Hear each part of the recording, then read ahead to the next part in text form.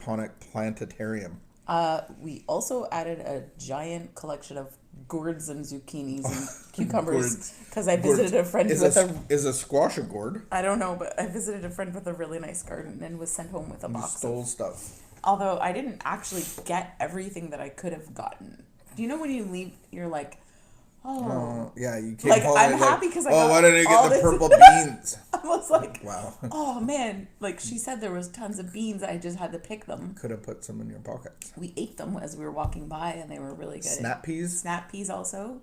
Yeah. Snap peas. And then she had tomatoes for me that I forgot. Just really sad. Nothing wrong with a little declutter. No, good job. I think it's good. Calm your mind when you calm my mind. declutter? It does. It I does. know. So if I have a hyperactive mind, I like to clean and declutter because cleaning's my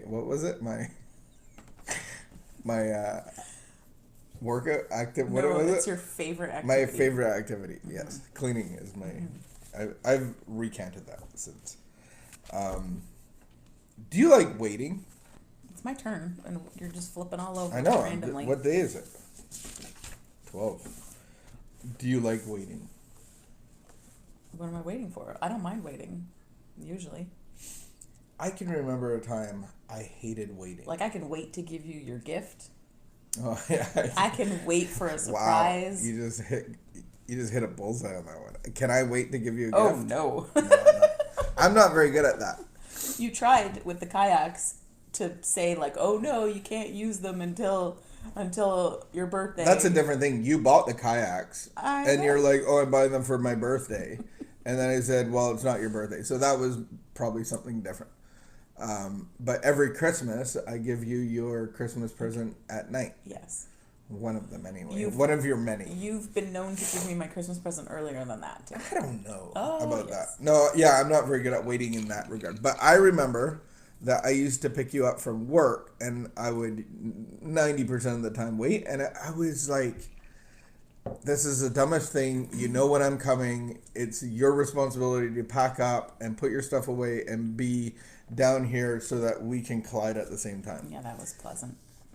And then you started dropping me off to work, and I would say that 90% of the time you had to wait. And I just thought it was more important because, it's life and death in the addiction community, right. And I'm dealing with, rehab people, and, it's for crises sure more happen. Than Parliament Hill. Far more important than Parliament Hill. You are correct. And then, I think in the last few years, either it's a spiritual experience, a spiritual awakening, that I don't mind waiting at all. Oh. And then I'm like, why? Because you have a cell phone. That's what I was going to say. It's like we all have cell phones. No one minds waiting anymore. It's like, yeah, I waited at the bus stop for 2 hours. Okay, but try waiting in a line and not touching your phone. That's what I've been doing lately. That's next to impossible. No, we may as well try to not that bad. Get to Mars. It's actually not that bad. I know. I have no trouble with stillness. You know why? Because I find that I can still myself very well. But I noticed that on waiting. I think there's a spiritual experience in there plus a cell phone. Anyway. Because I tried to change myself. I started changing my cell phone habits several months ago, before Christmas. Even talked about it for longer than that. And then I think I had already sometimes tried to wait without touching my cell phone, waiting in the doctor's office and just little things like that, or sitting in the car.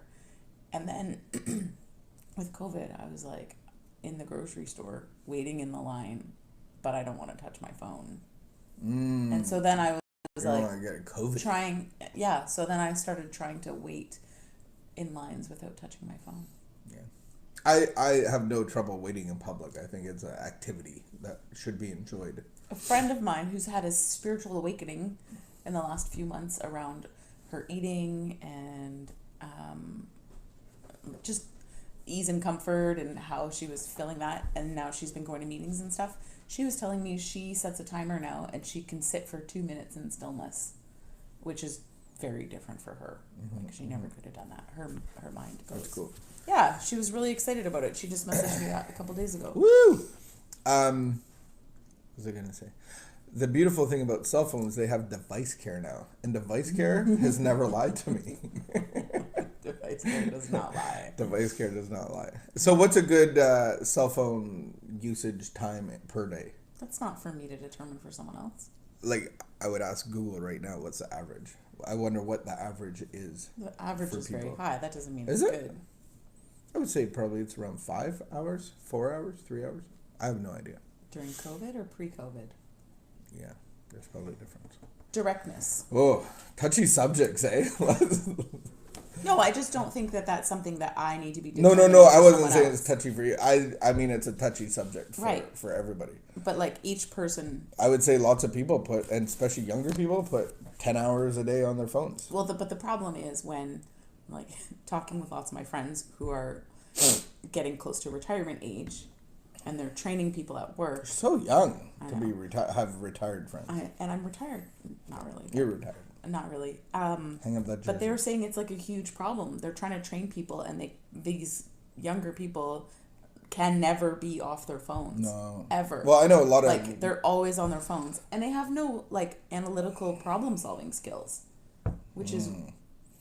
I know a lot of job sites will make you keep your phone in your locker. Especially construction. The neuroscientist guy said that social media is no different than processed food. It's processed conversations. Processed information. And just as processed food is bad for your body, social media is the same thing for your mind.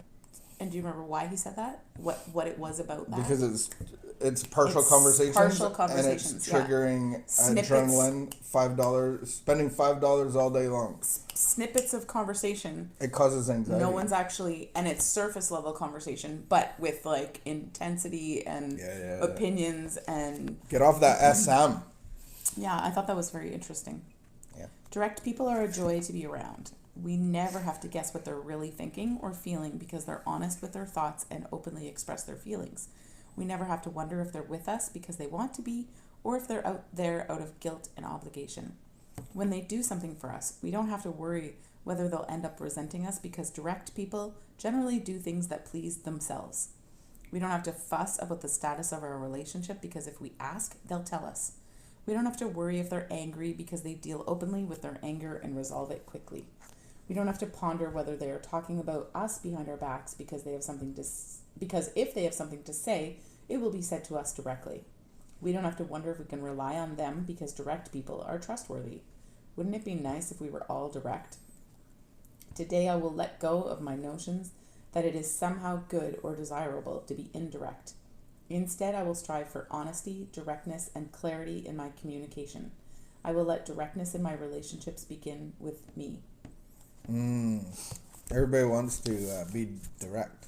No, that's not true. No, I think it's we.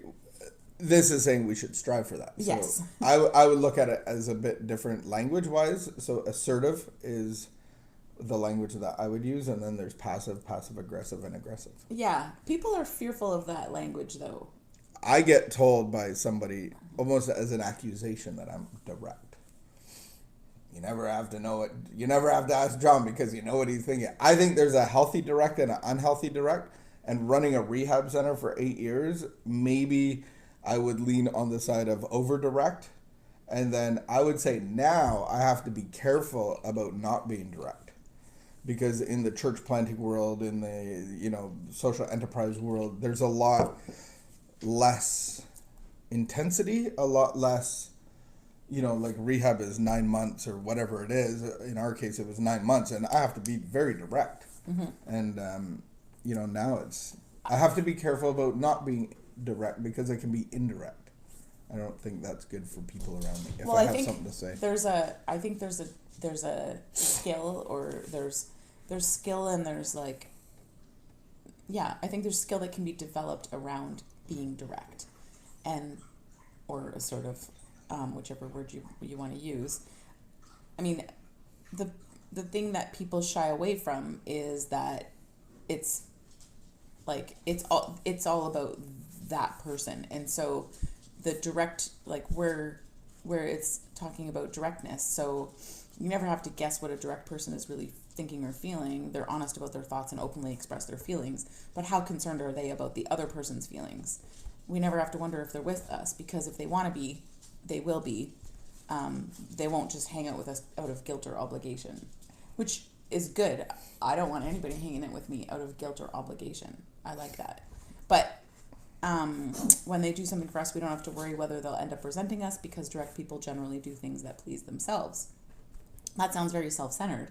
But on the other hand, but on the other hand, so the people that are on the other side of the spectrum that aren't direct and that do things to please others, is that they'll indirectly, quietly, most of the time without even being aware that they're doing it, because this is how I was, resent the other person, because they had to spend all this time doing all these things and they couldn't or didn't want to or didn't have time to, or it create, like, there's just, if you're indirect, like, you're even bringing up, that's why I was laughing, because the indirect person is concerned what the direct person is thinking, and I don't really know what's happening in here, but I need to know what's happening there, so I have this crystal ball, and then I'm trying to control, because if I don't know what I'm trying to do in here, how I feel in here, and how I would be cautious to be direct, because I don't want to,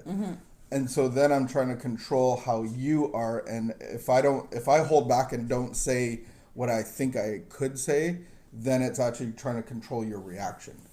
Right, and the tricky thing about that is it has the opposite effect of what we really wanted originally. And so the indirect person, I think, often feels like, or the passive aggressive person, person who has those tendencies, thinks that they're being more concerned about other people. They think that they're being kind and selfless by being more concerned with other people than themselves. They think that they're actually rid of self, but I haven't really seen indirect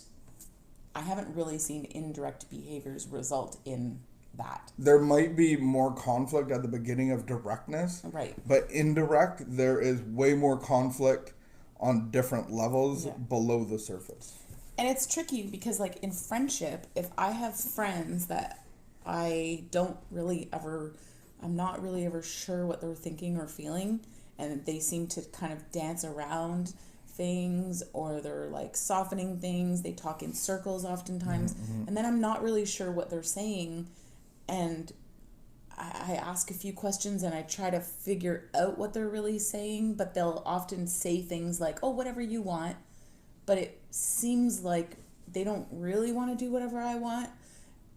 I'm trying to figure it out, and so that I feel like I've recognized more lately that creates a sense of mistrust, and so then I am less likely to engage that person. I've been in business meetings and conversations, even with mentors, and I walked away going, that was a really good meeting, and then I'm like, I have no clue, really. There was no outcome. Right. I don't even know what they were thinking. I don't have an answer to, like, I understand that we should guide people to the voice of God, but I think there's some people like Muhammad Ali in a conversation, and they're so indirect and they're just ducking everything, and there's no real conversation. There's no directness. So one of the things that I've realized as a more passive or passive-aggressive person is that I actually can revisit the direct person and say, like, you said this was really, like, seemed to me to be really, like, forceful, and I was, not sure about it, but I can revisit a direct person and ask them questions, give them my feedback, and I find that you're one example, but I have other people also in my life who are very direct people. I think that intimidated me, and because it wasn't how I interacted, I was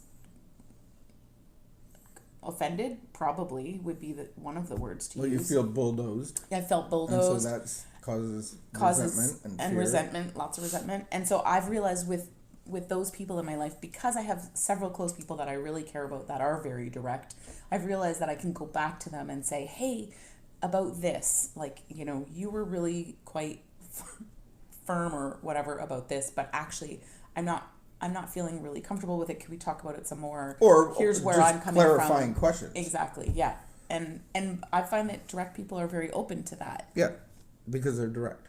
And And they so might- I think the beginning of directness for people that struggle is ask clarifying questions. And that That's scary typically to do. that kind of person, when you, even though they're very like forward and very like, this is how I think it needs to be. If I disagree with them, typically, they're very receptive to it. Like, and it's fine. Like it's almost like I thought that's how it had to be, just because you said it or another friend or someone else said it. Do you find that you have like a negative perception of direct people? Yeah. Oh, for sure. Okay, so when you're saying direct people and they have this conversation, Yeah, for sure. And It's I'm like- intimidating because but in my perception, I long for people to be direct, But and I don't that's- see it as like that's this where is a direct person, and it's like, oh my goodness, a direct person. so that's the place that I feel like I've reached now, though, is that I'm like, when you have, like, I'm just thinking of like a women's conference that I do, and there's some leaders there that are just, they're very direct, and they want everybody to understand them, and they want to make sure that everything's clear. And the quiet, for some people, we can feel a little bit intimidated by that. But the more I have confidence and can speak up, the more I realize, like, oh, it's So much better. it's a relationship I feel like I can rest in. Yeah. I feel like I can relax in those relationships because I never have to wonder. And I think I would have told you that I was a direct person. Oh my goodness. No. I know! What was I gonna say? I think I would have told you, though, In a that world- you didn't have to worry, because I would speak my mind usually in an unhealthy way. Mm-hmm. I would speak my mind when needed. Well, I tell him what's up. Right, but that's not But being that's not direct. being That's getting to a just frustrated being point hurt. and then reacting. And then I think codependent people would take directness as hurt, and that's what it's saying. You hold on to it. Yeah. So I think a world that is lying to you from day one and telling you what beer to drink and what clothes to wear, advertising, it's a lie. The world is out to take from you and to invite you into their patterns, and we're not to be conformed to the pattern of the world. And I think real relationships are rooted in directness, assertiveness, in back and forth. I'm not lying to you. This Right. is what I'm thinking because I understand how I feel. And I have to understand how I feel. Yeah. To be I have direct. to, in order to be able to tell you how I feel, I have to be able to understand how I feel, and I have to value trustworthiness. Because it's my responsibility for me, not you. I don't have a crystal ball going, oh, I wonder if I say this, will she react to that? Anyway, let's be direct and assertive today. In the name of Jesus. Kind and loving. And let's be assertive, Just kidding. direct. It is kind and loving. It is the kind and be- loving thing. it And then is. indirect people, I think, try to control direct people by saying stuff like that. Well, you should be kinder. And it's like, well, that's your But it is kind and loving. It is kind, yeah. direct Woo! I'm glad this has that- been one of my favorite and clear. conversations. To be direct and clear, and it's my responsibility to know how I feel, to spend time thinking about how I feel, and be able to articulate how I feel, and not put it on other people to make me feel comfortable. That's a beautiful pattern that people get in as dysfunctional. Is if only he was softer. And then if only I knew what she was thinking. If only she would. Anyway, whoa. All right. Good talk. High five. Are you going to the beach?